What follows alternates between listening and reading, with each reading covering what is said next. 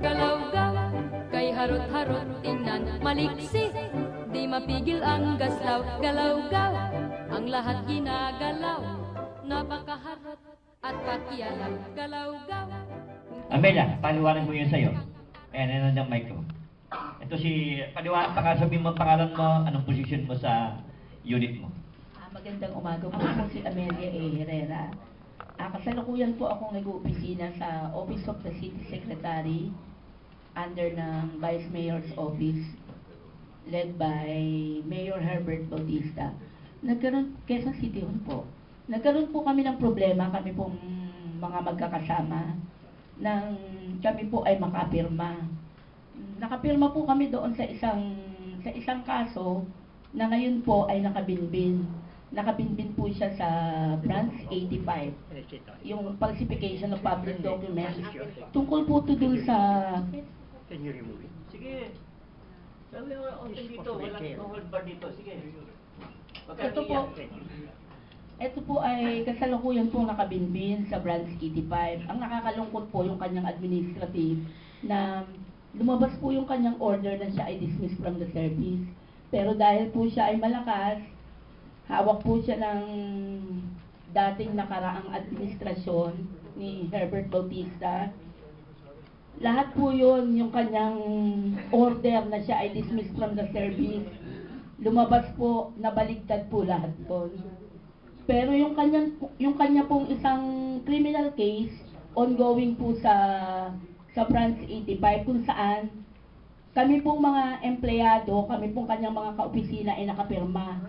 7 po kaming nakapirma doon. Bali, lahat po ng nakapirma doon sa kasong yun, pinagkakasuhan po. Ginawan po kami ng iba't ibang kaso kung saan hindi po kami pinasweldo, tinanggalan po kami ng sweldo. Pero kahit po... Sabi sa'yo, huwag kang iiyak eh. Relax lang. At hindi mo mapapaliwanag ng gusto yan kung merong pinapairal mo yung puso mo. At gamitin mo yung utak mo. Natanggalan po kami ng sweldo. Bumapasok pa rin po ako. Kahit po anong pangarap sa gawin nila, pasok pa rin po ako ng pasok. Anong tanggalan po ng table, itabi sa basura. Lahat po kami na tinanggalan ng sweldo. Lahat po kami mga officer. Pero nakakalungkot po, 2007 pa po, floated po yung status ko. Nilagay po ako kung saan-saan. Pinipilit po nila na tanggalan ako ng function kasi po yung supply officer po, nandun po lahat. Andun po lahat talaga yung budget, lahat yung position po ng aking sa akin. Andun po yung procurement, hindi na po nila sa akin dahil makikita ko po talaga lahat kung saan na pupunta. Ngayon, para po mawala sa akin yung anong yun, pinagbintangan ako ng kung ano-ano. Kinasuhan po ako ng pagnanakaw. Yung kinaso po nila sa akin, ang nakakalungkot din po ay nakit po sa CSC. Na-dismiss po yun. Nung na-dismiss po yun sa CSC, nakakagulat po, nag-petition for review po yung aking kalaban, na malakas po. Nabuksan po, even late na po.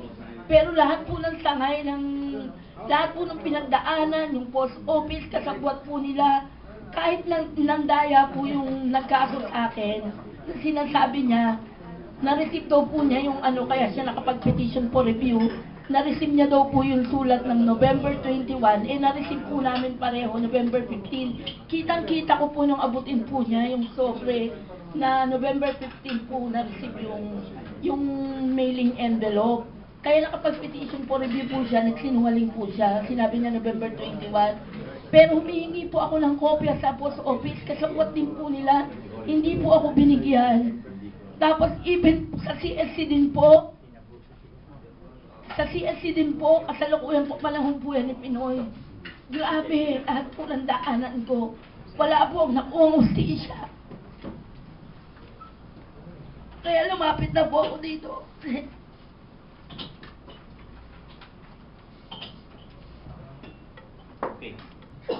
Yeah, magpahinga ka muna at masyadong naiiyak kami rito sa mga sinasabi mo. At dyan yung makikita kung gaano katindi talaga yung mafia province.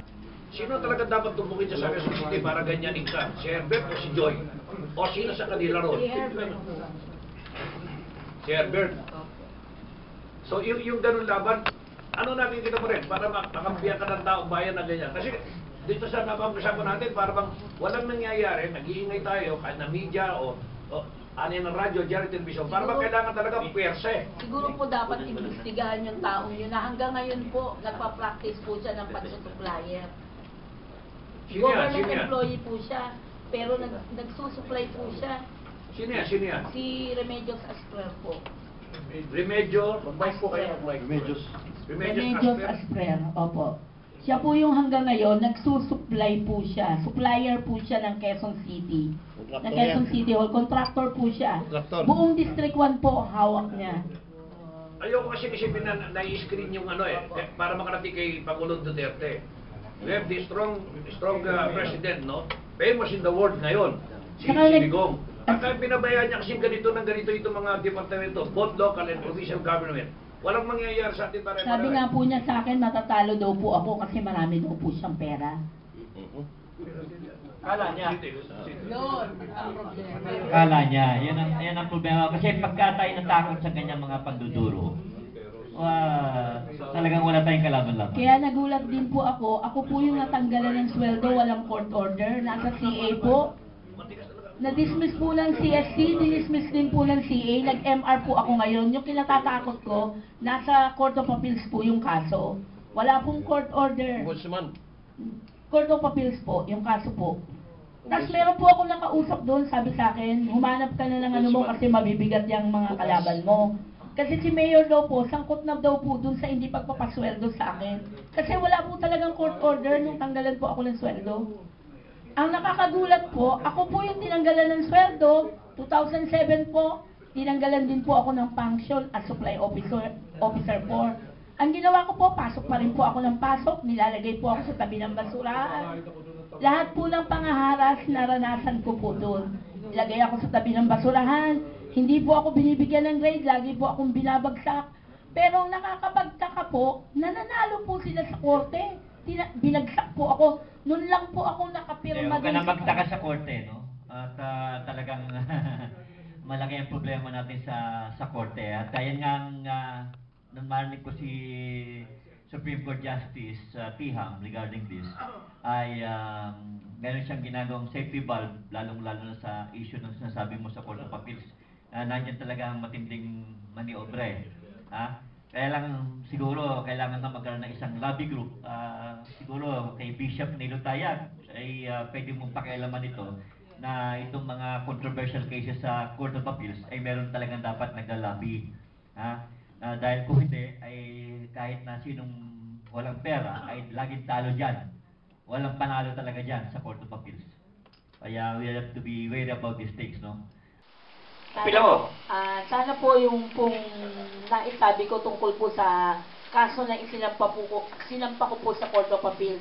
Sana po mapakinggan po yun.